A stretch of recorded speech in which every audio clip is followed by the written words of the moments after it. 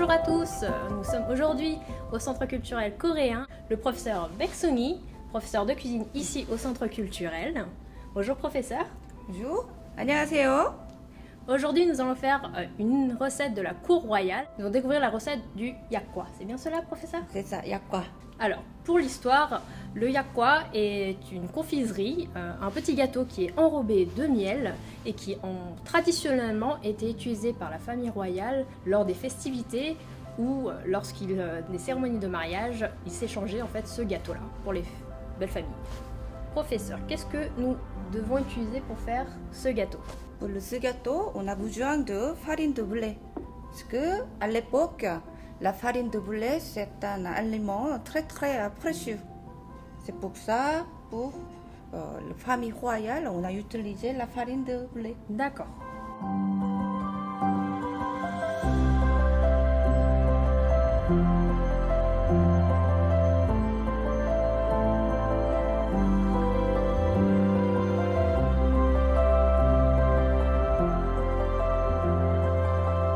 On a besoin de 150 g de la farine de blé et puis on va ajouter 2 cuillères à soupe d'huile de sésame. Alors ici, j'ai de l'huile de sésame. Pour donner un parfum. 2 cuillères à soupe. 1 et 2. On a besoin d'une petite technique pour humidifier, voilà, pour fouetter À la main. la main. Entre deux mains, on peut mélanger l'huile. Ici. Bien tamisé. Ça sent l'huile de sésame. Déjà.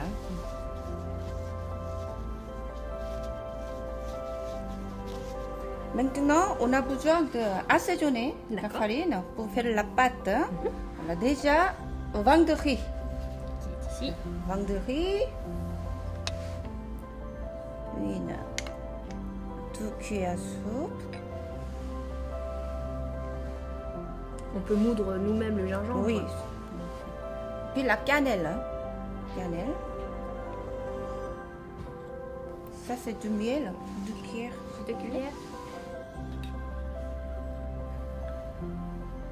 1. Un peu de poivre blanc. Un petit peu d'huile de sésame. Un petit peu d'huile de sésame. Une demi-cuillère. Une. On y va une. Une. Voilà. Après, on doit mélanger. On fait la pâte comme croissant ou pain au chocolat. On mélange avec la spatule. Le sucre en poudre, c'était une denrée qui était assez rare et peu utilisée à l'époque. C'est pour ça qu'on utilise plutôt du miel. Voilà. On n'a pas vraiment de sucre comme aujourd'hui. Pour avoir le goût sucré, on a utilisé beaucoup de la fruit ou du miel. D'accord. On obtient une boule.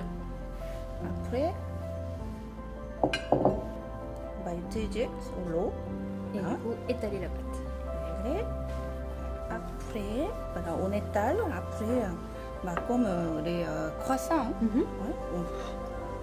On replie. replie 3 fois, ça, et puis On étale à nouveau. D'accord. Étirer la pâte jusqu'à 5 mm d'épaisseur. oui, après, Trouver de jolis moules. Et ensuite,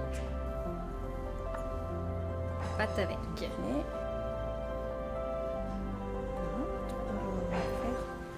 S'il y a des petits bouquets de pâte, ne vous inquiétez pas. À la main, on peut arranger tout ça.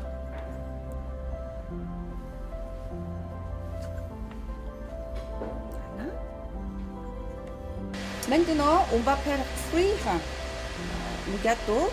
Parce qu'à l'époque, chez nous, il n'y avait pas de four comme pour cuire du pain et tout.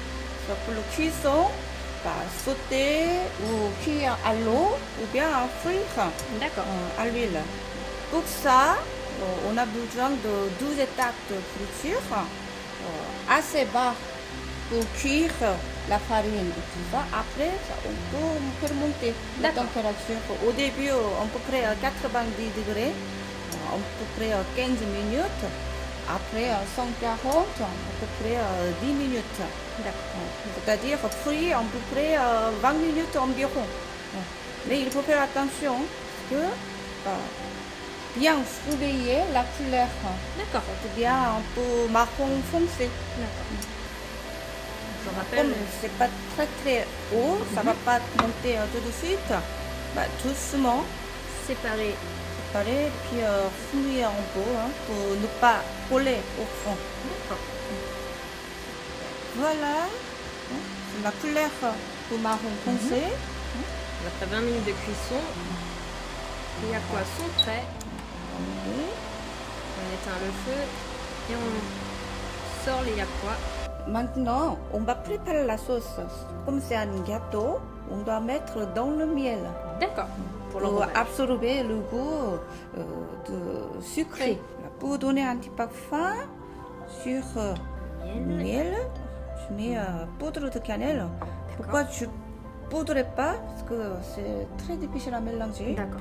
Je commence à goûter. Donc après, la technique c'est de mettre la poudre de cannelle sur le côté du bol et du coup de mélanger petit à petit.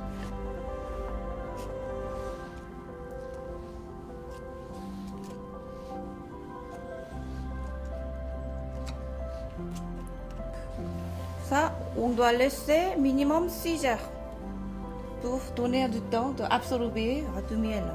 6 heures. Donc pensez à les faire à l'avance. Voilà, on a mis dans le sirop, on a enlevé, écoutez, on va décorer un petit peu. Toujours important la décoration. Jujube, j'ai coupé avec le marron, là, au milieu.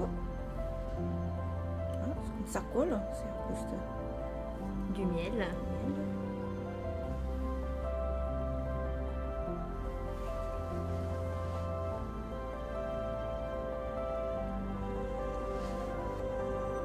Très bien. On a fait du beau travail, n'est-ce pas?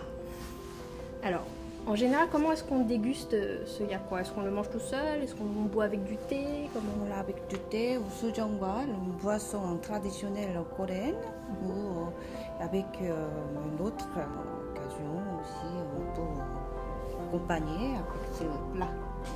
C'est un dessert. On espère que vous avez bien suivi la recette aujourd'hui et on vous souhaite une très bonne dégustation.